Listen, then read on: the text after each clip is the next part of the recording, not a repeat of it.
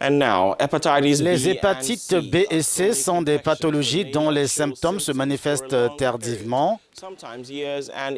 Après plusieurs années, ces maladies sont à l'origine des cancers et provoquent environ plus d'1 million de décès chaque année selon l'OMS. Au moins 325 millions de personnes ont été infectées par l'hépatite B en 2015 pour l'OMS. Pour parvenir à éliminer la maladie d'ici 2030, il faut renforcer le dépistage, mais aussi les traitements. Oui, et très peu de gens connaissent ce virus qui s'attaque au foie. Alors nous avons posé la question à un gastro-entérologue. Les propos ont été recueillis par notre journaliste Cédric Seosolo. Et la première question concerne le mode de transmission. Comment est-ce qu'on attrape l'hépatite B? Alors l'hépatite B aujourd'hui est considérée comme étant une maladie sexuellement transmissible. Et donc le mode de transmission d'hépatite B, c'est quasiment le même mode de transmission que l'infection VIH. Donc par les rapports sexuels, l'utilisation du matériel médical ou des matériels tranchants qui ne sont pas bien stérilisés.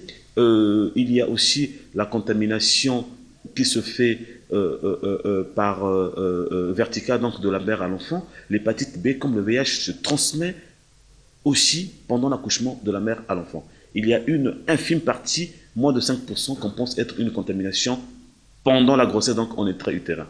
Il y a aussi ce qu'on appelle la contamination communautaire. Et ce sont des gens dans une même famille, vous voyez, des personnes qui sont contaminées par le virus d'hépatite B. Mais généralement, c'est parce que les gens utilisent quasiment les mêmes instruments, les brosses à dents, les rasoirs, les lames de gilette. Et donc, on pense que c'est par rapport à ce mode de contamination que dans une famille, on peut avoir plusieurs sujets. Et souvent, cette contamination se fait dans la petite enfance, chez les enfants qui ont des plaies au niveau des pieds, des excoriations. Alors on a dit, beaucoup de gens ne savent pas grand-chose sur l'hépatite B. Alors on a demandé au docteur quelles actions sont menées ici au Congo pour sensibiliser le plus grand nombre de citoyens sur cette maladie. Il faut déjà savoir que l'hépatite B est responsable à peu près de plus de 60% des cirrhoses et des cancers primitifs du foie. Mais les études sectorielles, par exemple, sur les populations autochtones, sur les patients transfusés et dans des séries hospitalières, nous montrent que si on peut essayer de faire une extrapolation, la prévalence se situe à peu près entre 7 et 10%. Nous essayons, par voie de médias, de sensibiliser la population sur ces fléaux qui sont l'hépatite B et l'hépatite C, qui peuvent donc être responsables de ce que j'ai dit tout à l'heure, des cancers du foie ou les cirrhoses. Tant le statut VIH doit être connu de tout un chacun, mais le statut hépatite B aussi doit être connu. La dernière question à laquelle le docteur a répondu concerne le traitement. Une fois que l'on est contaminé, il faut se soigner, mais est-ce que le traitement est accessible à tous? Écoutez la réponse.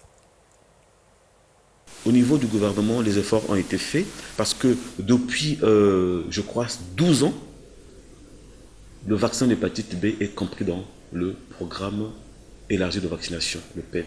Et donc, les enfants qui aujourd'hui ont entre 0 et 12-13 ans sont vaccinés contre l'hépatite B. Le vaccin d'hépatite C n'existe pas pour l'instant, nulle part au monde.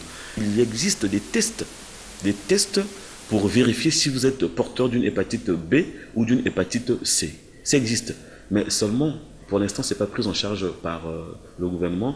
Nous sommes en pourparlers pour que nous essayions de mettre tout en œuvre pour que la prise en charge tant des examens biologiques et autres et des traitements soient accessibles dans notre pays. Pour l'hépatite C, aujourd'hui, il y a des traitements nouveaux qui coûtent assez cher, mais le traitement est limité dans le temps.